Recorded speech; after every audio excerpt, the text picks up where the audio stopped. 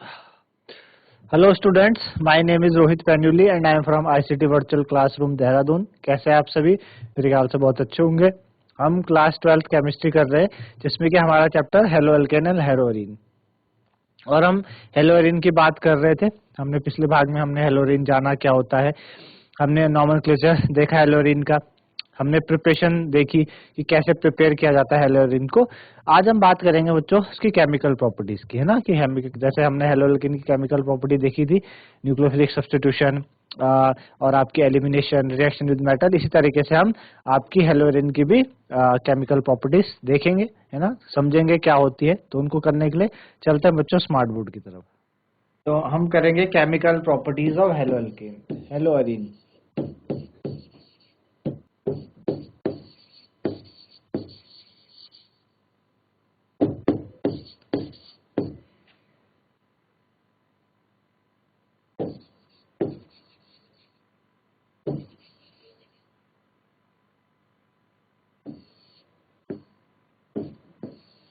ठीक, chemical properties of हेलोअरीन है हमारे पास। और इसमें जो आपके पास सबसे पहले प्रॉपर्टीज है उसके बारे में देखते हैं कि सबसे पहले प्रॉपर्टीज आपको क्या दी है। ठीक, तो केमिकल प्रॉपर्टीज ऑफ हेलोअरीन में आती है, आपको पता है कि जो हेलोअरीन है, हेलोअरीन कैसा है, इस तरीके से हेलोअरीन होता है कि बेंजीन रिंग पे जब क्या लगा हो, बेंजीन रिंग पर जब आपका कोई भी हेलोजन लगा हो और डायरेक्टली अटैच्ड जो डायरेक्टली अटैच्ड आपका जो हेलोजन होता है उसको हम क्या कहते हैं, आपका हेलोअरीन कहते हैं, है ना, डायरेक्टली अटैच्ड। ठीक, अच्छा, तो क्या क्या प्रॉपर्टीज ये शो कर सकता है इसके बारे में हमें जानना है ना। हम दो तीन बातें आपको बताएंगे इससे रिलेटेड कि यहाँ पे जो कार्बन और आपका जो कार्बन और आपका जैसे सपोज यहाँ पे हेलोजन है ना, तो कार्बन में यहाँ पे X ले लेता हूँ उसके जगह सपोज पहले, है ना, फिर हम बात करेंगे किसी हेलोजन को लेके।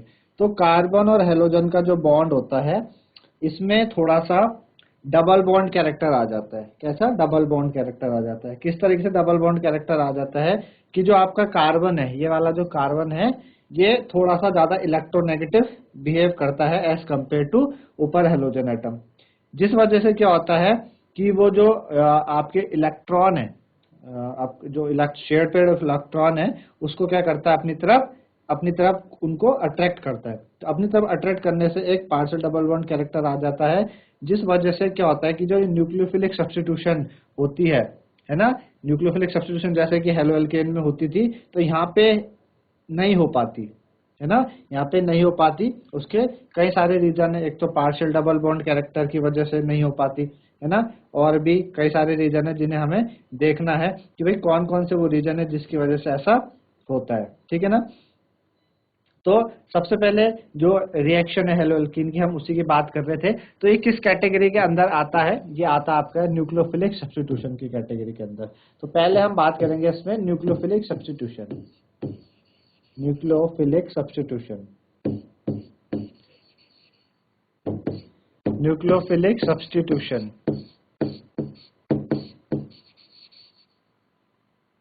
ठीक है, न्यूक्लियोफिलिक सब्स्टिट्यूशन में चीजें आती हैं। अच्छा, तो न्यूक्लियोफिलिक सब्स्टिट्यूशन में होता क्या है, आपका जो एराइल हैलाइड है, मैं आपको बता चुका हूं, एराइल हैलाइड वो लेस रिएक्टिव है टुवर्ड्स न्यूक्लियोफिलिक सब्स्टिट्यूशन। ठीक है ना, हम बात करेंगे एराइल हैलाइड। एराइल हैलाइड बोलो या हेलोएलिन बोलो, है ना, कल हमने बात की थी कि इनको एराइल हैलाइड भी कहते हैं या हेलोएरिन भी कहते हैं। तो एराइल हैलाइड या हेलोएरिन ये आपके क्या है, लेस रिएक्टिव होते हैं टुवर्ड्स न्यूक्लियोफिलिक सब्स्टिट्यूशन। ठीक है ना, less reactive towards nucleophilic substitution, towards nucleophilic substitution, nucleophilic substitution.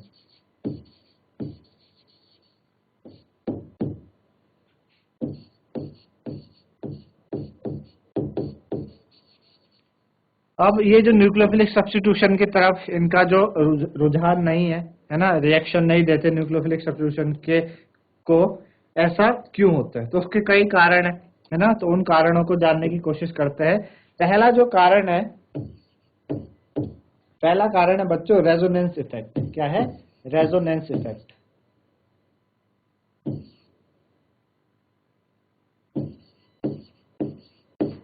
Resonance effect. पहला जो रीजन है वो आपका रेजोनेंस इफेक्ट है। ठीक, क्या है? Resonance effect. अब रेजोनेंस इफेक्ट होता क्या है, आपने क्लास 11th में पढ़ा था कि हेलोअरीन में जो इलेक्ट्रॉन पेयर होते हैं, सपोज पहले मैं आपका बना लेता हूं, ठीक है, ये हमारे पास क्या है, बेंजीन है, और इसके ऊपर हमने कोई हेलोजन लगाया, ठीक है ना, हेलोजन हमने लगाया, तो यहाँ पे डबल बॉन्ड आएगा, फिर ये यहाँ पे डबल बॉन्ड आएगा और यहाँ पर डबल बॉन्ड आएगा, ऑल्टरनेट पोजीशन पे डबल बॉन्ड होता है, ठीक है ना।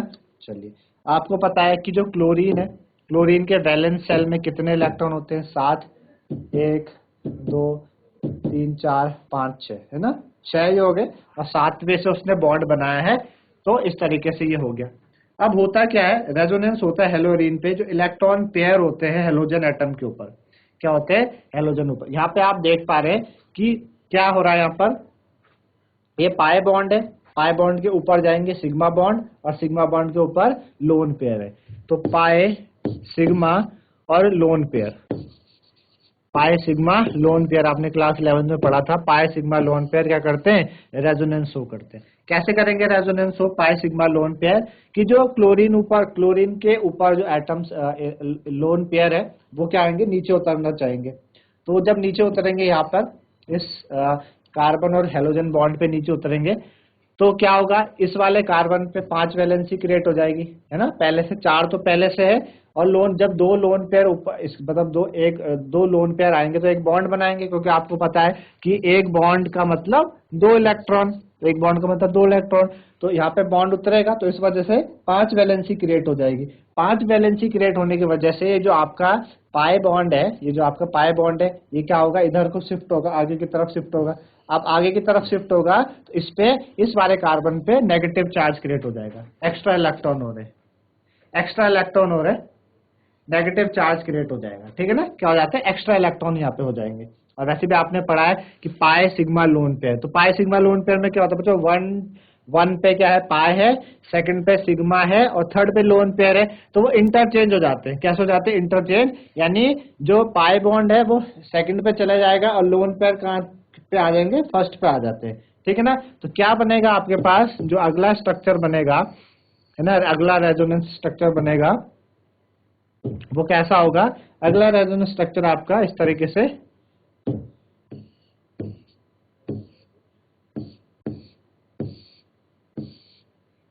ये आपका Cl, ठीक है। अब यहाँ पे डबल बॉन्ड आ गया, क्या आ गया?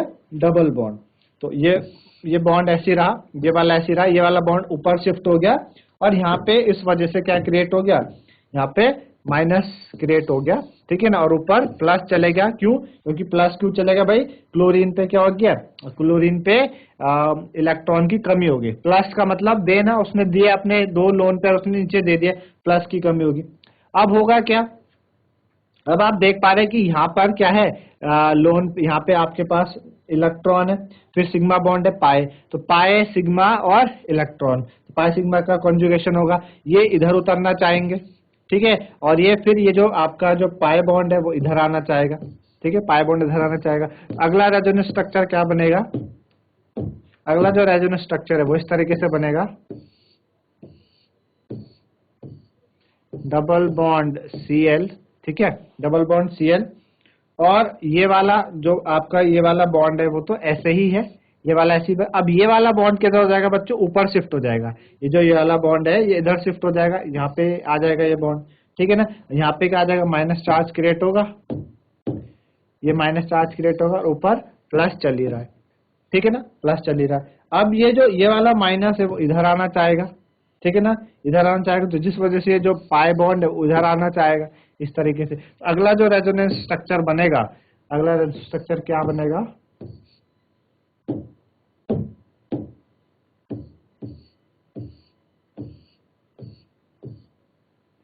डबल बॉन्ड Cl, ठीक है। अगला स्ट्रक्चर कैसे बनेगा? ये वाला बॉन्ड तो ऐसे ही है, ठीक है। अब यहाँ पे आ जाएगा पाई बॉन्ड, ठीक है ना, पाई बॉन्ड यहाँ पे आ जाएगा, पाई बॉन्ड यहाँ पे आया, ठीक है ना, पाई बॉन्ड क्या आया? यहाँ पे आया, तो इस वजह से यहाँ पे नेगेटिव चार्ज क्रिएट होगा यहाँ पर, क्योंकि पाई बॉन्ड उधर शिफ्ट होता है और ऊपर प्लस ही चल रहा है, ऊपर क्या चल रहा है? प्लस चल रहा है, आई बात समझ में, ऊपर क्या चल रहा है, प्लस चल रहा है। फिर ये क्या क्या करेगा, ये वाला जो बॉन्ड है वो इधर आएगा, है ना, ये वाला बॉन्ड कहाँ जाएगा, इधर आएगा, ये वाला बॉन्ड इधर आएगा और ये वापस इस पे इधर चले जाएगा, ठीक है ना, पाई बॉन्ड। तो अगला जो रेजोनेंस स्ट्रक्चर बनेगा, अगला वाला इधर बना रहा हूं मैं,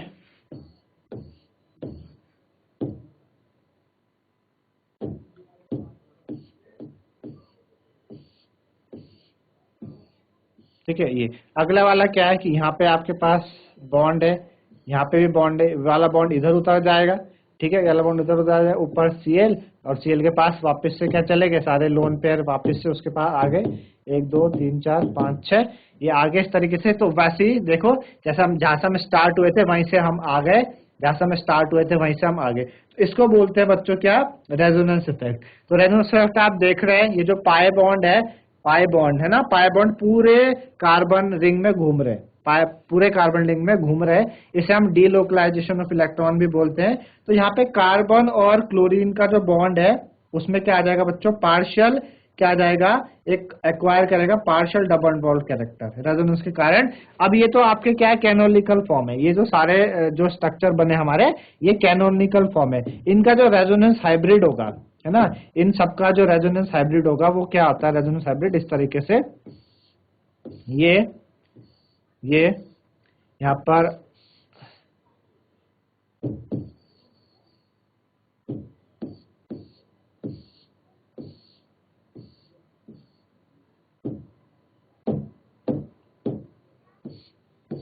Cl,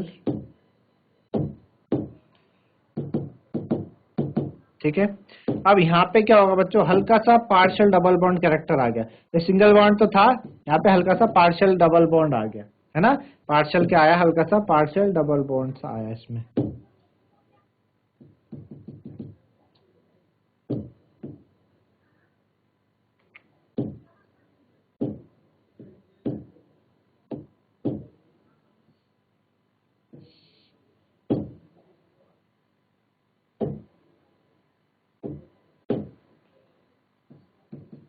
ये पार्शियल डबल बॉन्ड कैरेक्टर आ गया, और बाकी जो वो बॉन्ड थे वो पूरे रिंग में ऐसे घूम रहे हैं, पूरे रिंग में क्या घूम रहे हैं ऐसे। इसको बोलते हैं बच्चों रेजोनेंस हाइब्रिड। इस स्ट्रक्चर को क्या कहते हैं हम नाम, इसका नाम बोलते हैं हम रेजोनेंस हाइब्रिड, रेजोनेंस हाइब्रिड।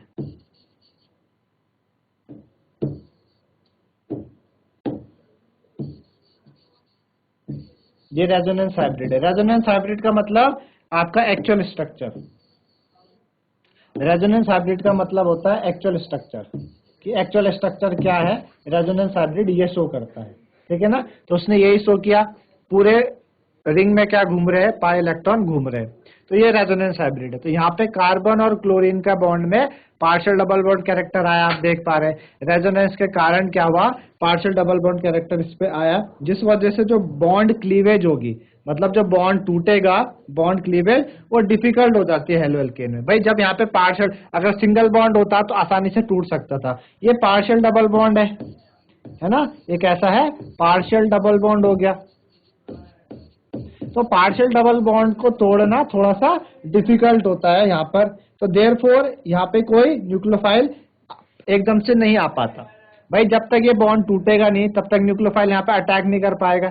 अगर न्यूक्लियोफाइल अटैक भी करेगा तो बॉन्ड नहीं टूट रहा, तो कैसे यहाँ पे क्लोरीन जाएगा, जब तक क्लोरीन यहाँ से जाएगा नहीं तब तक न्यूक्लियोफाइल आएगा कैसे, अटैच कैसे होगा। तो पार्शियल डबल बॉन्ड कैरेक्टर के कारण यहाँ पे जो बॉन्ड क्लीवेज है वो डिफिकल्ट हो जाती है, इस वजह से ये क्या है, आपके लेस रिएक्टिव है टुवर्ड्स न्यूक्लियोफिलिक सब्स्टिट्यूशन। मेरे ख्याल से ये बात आपको समझ में आ जानी चाहिए, आ गई होगी कि ऐसा होता है। तो पहला रेजोनेंस इफेक्ट के कारण ऐसा हो रहा है, ठीक है ना। दूसरा इफेक्ट क्या है, difference in hybridization of carbon atom, difference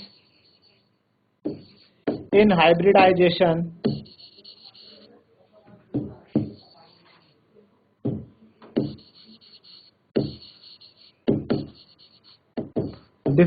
difference in hybridization of carbon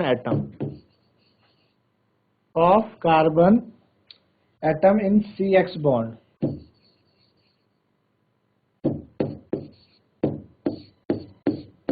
CX bond में क्या होता है, हाइब्रिडाइजेशन के कारण कार्बन और हेलोजन बॉन्ड में क्या होता है, हाइब्रिडाइजेशन डिफरेंस होने के कारण ऐसा होता है।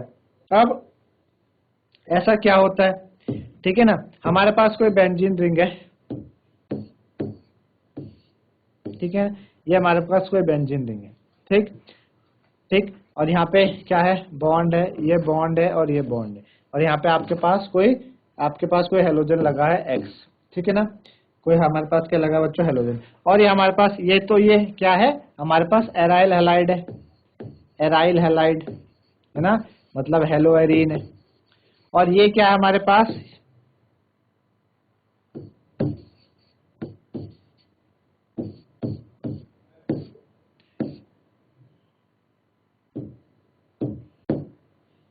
ये H हमारे पास क्या है, एल्काइल हैलाइड, ये क्या हो गया, एल्काइल हैलाइड, मतलब हेलो एल्केन।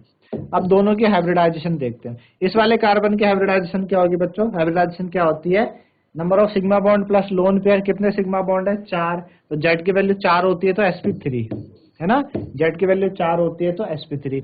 यहाँ पे आप देखो इस वाले कार्बन पे एक बॉन्ड ऊपर है, एक और एक इधर, टोटल 4 बॉन्ड हो गए, 4 में से 3 सिग्मा हो गया, एक पाई हो गया, है ना, 3 सिग्मा है ना, ये वाला सिग्मा है, ये वाला सिग्मा है, ये वाला सिग्मा और ये वाला पाई, तो 3 सिग्मा, तो जेड की वैल्यू 3 हो गई, 3 है ना, तो 3 में क्या होता है, sp2 होती है, 3 में क्या होती है, sp2।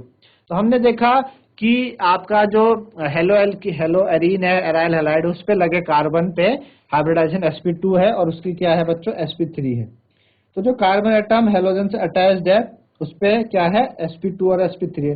तो जो sp2 हाइब्रिडाइज्ड कार्बन होता है, sp2 हाइब्रिडाइज्ड कार्बन, इस पे s कैरेक्टर ज्यादा होता है, क्या होता है, s कैरेक्टर ज्यादा, s कैरेक्टर इस पे क्या होगा, ग्रेटर होगा, है ना।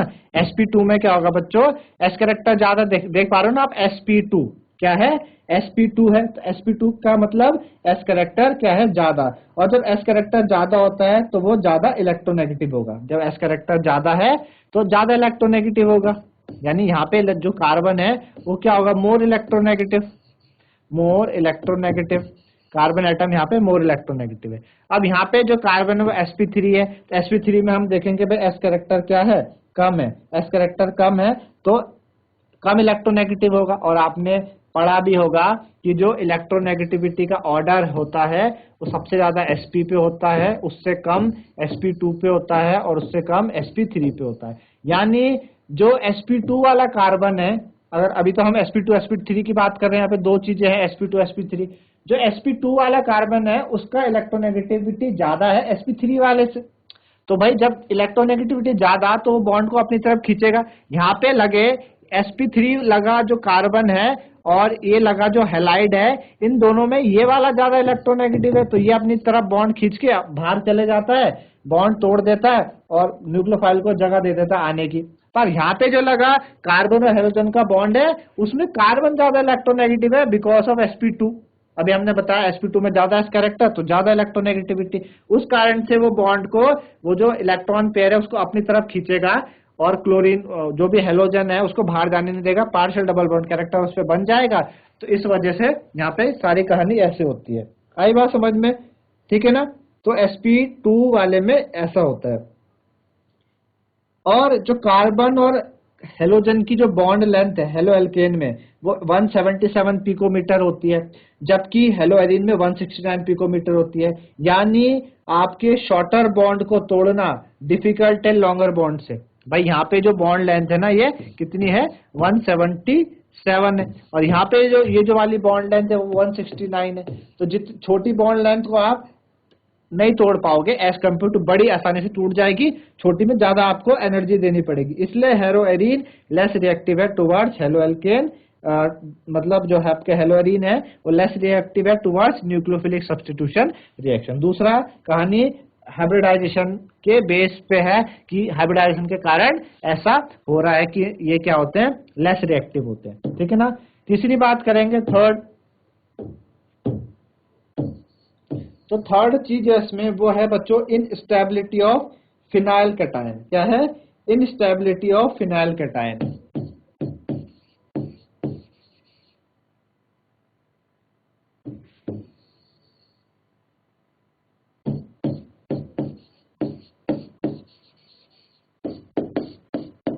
Instability of phenyl cation.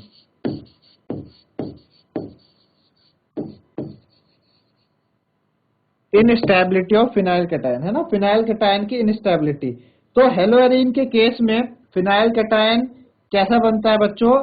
Self ionization के कारण बनता है ना। हेलोएरीन में जो फिनाइल का कैटायन है वो सेल्फ आयनाइजेशन के कारण बनता है, इसलिए वो क्या क्या क्या होता है, स्टेबलाइज नहीं हो पाता रेजोनेंस के कारण, इसलिए SN1 मैकेनिज्म यहाँ पे होगी नहीं, यहाँ पे SN1 मैकेनिज्म नहीं चलेगी। आ रही बात समझ में? SN1 न्यूक्लियोफिलिक सब्स्टिट्यूशन रिएक्शन नहीं चलेगी। क्यों? क्योंकि जो आपका फिनाइल कैटायन है वो अनस्टेबल हो जाएगा रेजोनेंस के कारण, will not be stabilized by resonance. ठीक है ना? क्यों? क्योंकि वो सेल्फ आयनाइज करता है। फिनाइल कैटायन कैसा होता है? खुद ही आयनाइजेशन कर देता है, खुद कैटायन बना देता है, तो इस वजह से ऐसा होता है। ठीक है ना? तो हम क्या बात करेंगे? हम बोलेंगे कि phenyl cation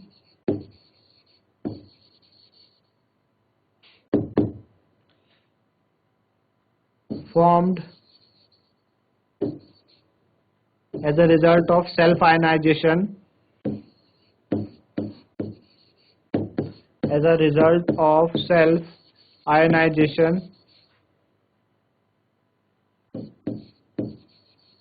phenyl cation formed as a result of self-ionization will not be stabilized,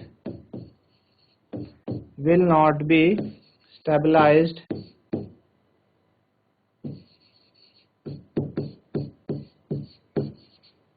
will not be stabilized by resonance.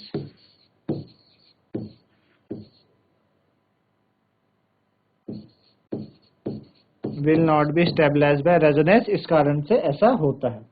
अगला है बच्चों फोर्थ जो पॉइंट है इसमें, फोर्थ क्या है कि पॉसिबल रिपल्शन के कारण, ठीक है ना, जो इलेक्ट्रॉन रिच न्यूक्लियोफाइल है, ठीक है ना, वो आपके अप्रोच करते हैं इलेक्ट्रॉन रिच एरीन पे। Because of possible repulsion,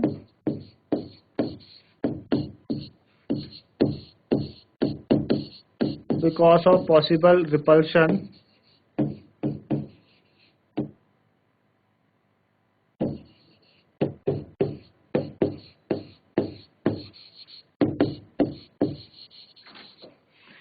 it is less likely to approach,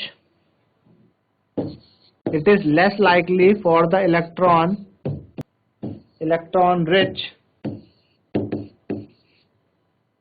nucleophile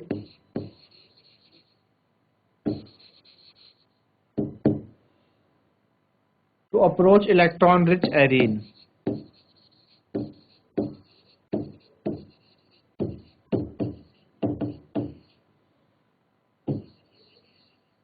ठीक है, ये आपके पास क्या है, बेंजीन रिंग है, इधर डबल बॉन्ड, इधर डबल बॉन्ड, इधर डबल बॉन्ड, ये आपके पास हेलोजन हो गया।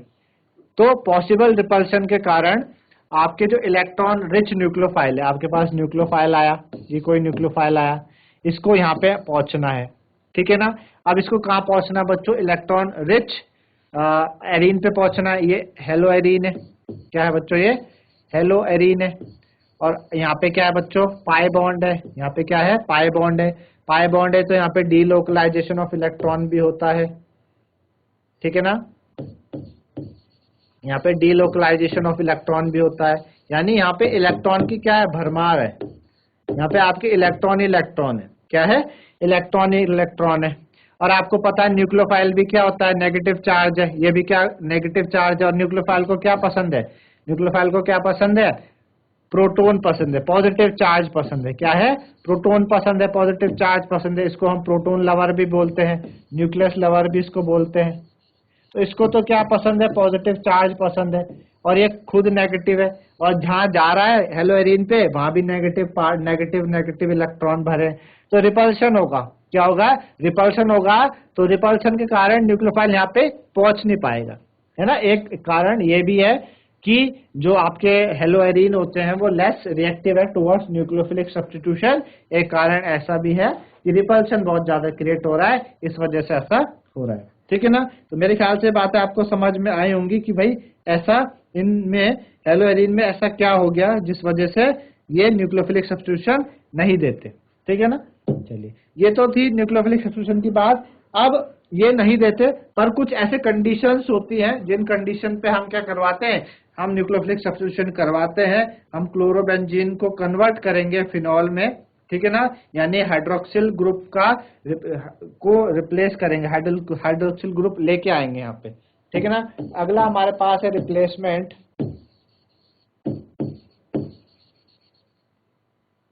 Replacement bye hydroxyl group. Replacement bye hydroxyl group. Hydroxyl group द्वारा रिप्लेसमेंट कैसे होती है आपके हेलोएरीन में, ठीक है ना। तो सपोज जैसे कि हमारे पास कोई क्लोरोबेंजीन है, हमारे पास क्लोरोबेंजीन है, ठीक है, इधर बॉन्ड, इधर बॉन्ड, इधर बॉन्ड, ठीक है, ये हमारे पास क्लोरोबेंजीन है। तो क्लोरोबेंजीन को हम कन्वर्ट करते हैं बच्चों फिनॉल में। कैसे किया जाता है, फिनॉल में करते हैं कैसे, जब हम किसके साथ करवाते हैं, एक्वस सॉल्यूशन ऑफ NaOH के साथ, ठीक है ना, एक्वस सॉल्यूशन ऑफ NaOH के साथ कराएंगे, ठीक है, कम से कम 623 केल्विन टेम्परेचर में, 300 एटमॉस्फेयर प्रेशर में, ठीक है ना, 300 एटमॉस्फेयर प्रेशर होना चाहिए, ठीक है ना। और साथ ही साथ उसका क्या करवाते हैं, उसको एसिडिक मीडियम भी देते हैं, H+ आयन भी उसको दिए जाते हैं, ठीक है ना। आई बात समझ में। क्लोरोबेंजीन को हम कन्वर्ट करते हैं जब उसको एक्वस सोडियम हाइड्रोक्साइड सॉल्यूशन के साथ ट्रीट करा के 623 केल्विन 300 एटमॉस्फेयर प्रेशर में, तो क्या होता है आपका, यहाँ पर सब्स्टिट्यूशन हो जाता है क्लोरीन का, किसके द्वारा, OH के द्वारा। यहाँ पे क्लोरीन की जगह कौन आ जाएगा, OH आ जाएगा। और इसका जो नाम है, बेंजीन रिंग पे जब OH लगता है तो उसको हम फिनॉल कहते हैं। क्या कहते हैं, फिनॉल। बेंजीन रिंग पे जब OH लगता है तो उसके कहते हैं बच्चों फिनॉल कहते हैं। आई बात समझ में, बेंजीन रिंग पे क्या है, फिनॉल लगा। तो यहाँ पे हमने बात करी कि जो आपके हेलोएरीन है वो तो न्यूक्लियोफिलिक सब्स्टिट्यूशन रिएक्शन नहीं देते, उसके हमने कई सारे कारण बताए, 4 कारण आपको बताए। पहला रेजोनेंस इफेक्ट, दूसरा हाइब्रिडाइजेशन पे, तीसरा फिनाइल कटायन का इनस्टेबिलिटी के कारण, और चौथा कि रिपल्शन होता है इतना ज्यादा इस वजह से। लेकिन हम यहाँ पे बात करें कि कुछ हम ड्रास्टिक कंडीशन दे, कुछ अच्छी कंडीशन दे, तो अच्छी कंडीशन के द्वारा क्या हो सकता है, हम रिप्लेसमेंट करा सकते हैं, जैसे कि हमने यहाँ पे करके दिखाया। क्लोरोबेंजीन से हमने क्या बनाया, फिनॉल बनाया।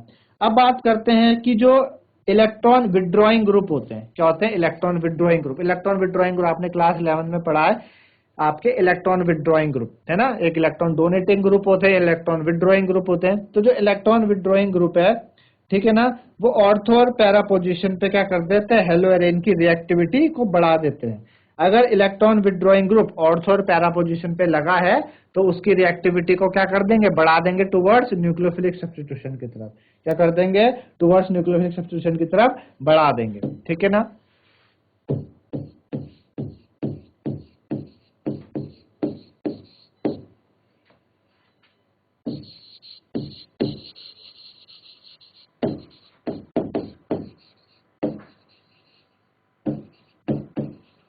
Presence of electron withdrawing group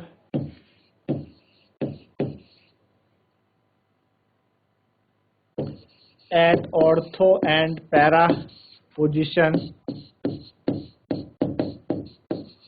increase the reactivity of haloarine. Increase the reactivity of haloarine. Increase the reactivity of haloarene की रिएक्टिविटी को क्या कर देते हैं, बढ़ा देते हैं, ठीक है ना, बढ़ा देते हैं। तो जैसे कि हमारे पास ये है, ये आपका क्लोरोबेंजीन है। अब मैंने क्या किया, पैरा पोजीशन पे क्या लगा दिया, NO2। आपको बताया था कल, ये पैरा पोजीशन है, NO2 पैरा पोजीशन है, ठीक है ना। अभी हमने इसको रिएक्ट कराया किसके साथ, NaOH के साथ, aqueous solution of sodium hydroxide 443 kelvin और H+। अब आप देख रहे जैसी और पैरा पोजीशन पे कोई इलेक्ट्रॉन विथड्रॉइंग ग्रुप आया, NO2 एक इलेक्ट्रॉन विथड्रॉइंग ग्रुप है, ये क्या करता है, NO2 इलेक्ट्रॉन विथड्रॉइंग ग्रुप क्या करता है, इलेक्ट्रॉन को विथड्रॉ करता है, खींचता है इलेक्ट्रॉन को, है ना, इलेक्ट्रॉन को खींचेगा, जब खींचेगा इलेक्ट्रॉन डेंसिटी बढ़ जाएगी, है ना, इलेक्ट्रॉन डेंसिटी क्या जाएगी, बढ़ जाएगी, रिएक्टिविटी बढ़ जाएगी खींचने पे। तो आपने देखा कि देखो 440 ऊपर हमने किया था पिछले वाले में 623 केल्विन था, यहाँ पे 443, टेम्परेचर में भी कमी आ गई, है ना। तो क्या हो जाएगा ये इस तरीके से, यहाँ पे OH लग जाएगा, है ना, और NO2 यहाँ पे ऐसे रहेगा। तो ये आपका क्या हो गया बच्चों, फिनॉल हो गया, है ना, क्या हो गया, फिनॉल। तो इसको बोलेंगे हम पैरा पोजीशन पे NO2 लगा है ना, तो पैरा नाइट्रोफिनॉल, क्या बोलेंगे, पैरा नाइट्रोफिनॉल, ठीक है ना। पैरा पोजीशन पे NO2 है तो पैरा नाइट्रोफिनॉल इसको हम कहेंगे। इसी तरीके से अब हम दोनों जगह लगा दे, ऑर्थो और पैरो दोनों पे लगा दे। ये आपके पास बेंजीन हो गई, यहाँ पे क्लोरीन लग गया, क्लोरोबेंजीन, हमने ऑर्थो पोजीशन पे भी NO2 लगा दिया, पैरा पोजीशन पे भी NO2 लगा दिया। अब आप देखेंगे इसको हमने किया एक्वस NaOH के साथ, और टेम्परेचर और कम हो गया, टेम्परेचर अभी चलेगा 368 केल्विन पे रिएक्शन हो जा रही है, और H+ हम दे रहे, यानी अब दो इलेक्ट्रॉन विथड्रॉइंग ग्रुप लगने से इसकी रिएक्टिविटी और बढ़ गई, और बढ़ने से क्या हुआ, सब्स्टिट्यूशन हुआ, Cl की जगह कौन आया, OH आया, Cl की जगह OH आया, और यहाँ पे आपका NO2 है ही, और यहाँ पे भी क्या है, NO2 है, पैरा और ऑर्थो पोजीशन पे दोनों जगह पे क्या है बच्चों, NO2 है ना। तो इसका नाम क्या हम बोलेंगे, इसका नाम बोलेंगे ऑर्थो कॉमा पैरा, ऑर्थो पे लगा है ना, ऑर्थो पे भी लगा है, पैरा पे भी लगा है, ऑर्थो कॉमा पैरा डायनाइट्रोफिनॉल, ठीक है ना, ऑर्थो कॉमा पैरा डायनाइट्रोफिनॉल। तो आपने देखा कि ये हुआ। अब एक और अगर हम चेक करें कि हम क्या कर दें, तीनों पोजीशन पे लगा दें, यहाँ पे भी NO2 लग गया, यहाँ पे भी NO2, दो ऑर्थो पोजीशन होगी ना, और यहाँ पे भी NO2 लग गया, और यहाँ पे क्या लगा हुआ, Cl लगा हुआ आपका। अब आपको क्या करना पड़ेगा, ये करने के लिए, ये चीज करने के लिए आपको सिर्फ रिएक्शन को क्या करना पड़ता है, आपको ये सब करने के लिए रिएक्शन को बस वार्म करना है वाटर के साथ, ये करना है, वार्म करना है, हल्का सा वार्म वाटर लेके आना है, सीधा रिएक्शन हो जाएगी डायरेक्टली। हम देखेंगे भाई यहाँ पे क्या आ जाएगा, OH आ जाएगा, यहाँ पे NO2 है ही, यहाँ पे भी NO2 है, और यहाँ पे भी NO2 है ना। तो इसको क्या बोल सकते हैं, 1 2 3 4 1,4,6 ट्राइनाइट्रोफिनॉल, ठीक है ना, ट्राइनाइट्रोफिनॉल। तो हमने देखा कि इलेक्ट्रॉन विथड्रॉइंग ग्रुप लगने से रिएक्टिविटी बहुत ज्यादा बढ़ जाती है। आपने देखा सिंपल जब हमने किया था, हमने NaOH और 623 केल्विन में किया था, काफी ज्यादा हमने ड्रास्टिक कंडीशन दी थी, तब जाके यहाँ पे सब्स्टिट्यूशन हुआ था। और जैसे ही हमने इलेक्ट्रॉन विथड्रॉइंग ग्रुप दिया, हमने कहा भाई इलेक्ट्रॉन विथड्रॉइंग ग्रुप के होने से आपकी रिएक्टिविटी बढ़ जाती है। हमने देखा कि हमने एक NO2 ग्रुप डाला पैरा पे, टेम्परेचर भी कम हो गया, फटाक से प्रोडक्ट बन गया। फिर क्या हुआ, और दो NO2 ग्रुप लग गए ऑर्थो पे और पैरा पे, तो हमने देखा और कंडीशंस कम हो गई, फिर आपके पास फिनॉल आ गया।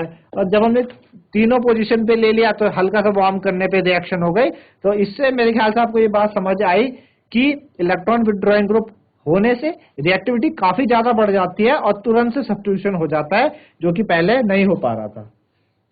तो इस तरीके से बच्चों आपको समझ में आया आज न्यूक्लियोफिलिक सब्स्टिट्यूशन हेलोएरिन की, है ना, और क्यों वो सब्स्टिट्यूशन नहीं करते, और जब हमें करानी हो तो हम किस कंडीशंस पे करवाते हैं, है ना।